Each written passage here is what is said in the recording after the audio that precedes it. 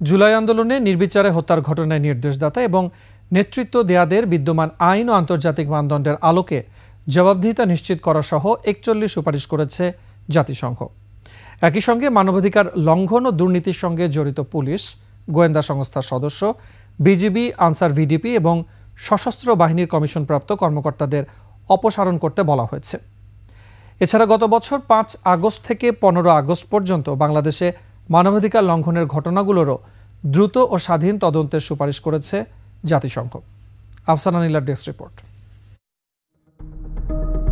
বাংলাদেশে মানবাধিকার লঙ্ঘনের ঘটনা বন্ধে জাতিসংঘ ৫টি খাতে জরুরি ভিত্তিতে ব্যাপক সংস্কারের সুপারিশ করেছে। প্রতিবেদনে জবাবদিহিতা ও বিচার বিভাগ, পুলিশ ও নিরাপত্তা বিভাগ, নাগরিক পরিসর, রাজনৈতিক ব্যবস্থা ও অর্থনৈতিক সুশাসন সহ ৫টি খাতে মোট ৪১টি সুপারিশ করা হয়েছে। সংস্থাটি বলছে, মানবাধিকার লঙ্ঘনের ঘটনা বন্ধ ও ভবিষ্যৎ বাংলাদেশ বিনির্মাণ করতে সবার আগে এসব খাতে সংস্কারের উদ্যোগ নিতে হবে।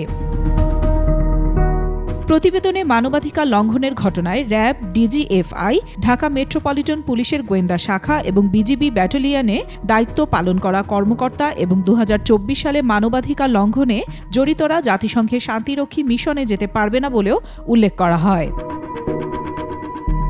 বিচার বহির্ভূত হত্যাকাণ্ড, গুম, নির্যাতন সহ এ ধরনের অপরাধের তদন্ত ও বিচারের জন্য কার্যকর, স্বচ্ছ, নিরপেক্ষ ও সমন্বিত প্রক্রিয়া নিশ্চিত করার সুপারিশ করেছে জাতিসংঘ।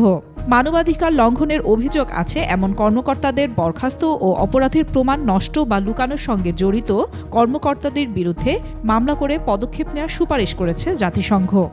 ক্যামেরায় ওয়াও, স্টাইল দেখাও, Xenon X21, পারলে ঠেকাও। We need traditional human rights experts and investigators who conduct interviews. স্বাধীন পুলিশ কমিশন গঠনের সুপারিশ করে বলা হয়েছে, নাগরিক প্রতিনিধি সহ নিরপেক্ষ ব্যক্তিদের নিয়ে গঠিত এ কমিশন স্বরাষ্ট্র মন্ত্রণালয়ের নিয়ন্ত্রণমুক্ত থাকবে। জাতিসংঘ বলছে, মৌলিক স্বাধীনতার প্রতি শ্রদ্ধা রেখে অবাধ ও প্রকৃত নির্বাচনের জন্য একটি নিরাপদ ও সহায়ক পরিবেশ নিশ্চিত করতে হবে।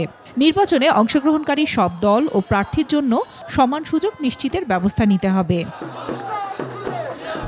ব্যাংক থেকে ঋণ নিয়ে আত্মসাৎ সহ বড় মাপের দুর্নীতির মধ্য দিয়ে অর্জিত সম্পদ জব্দ ও বাজেয়াপ্ত করার জন্য বিদ্যমান আইনে জরুরি ব্যবস্থা নেওয়ার সুপারিশ করেছে জাতিসংঘ।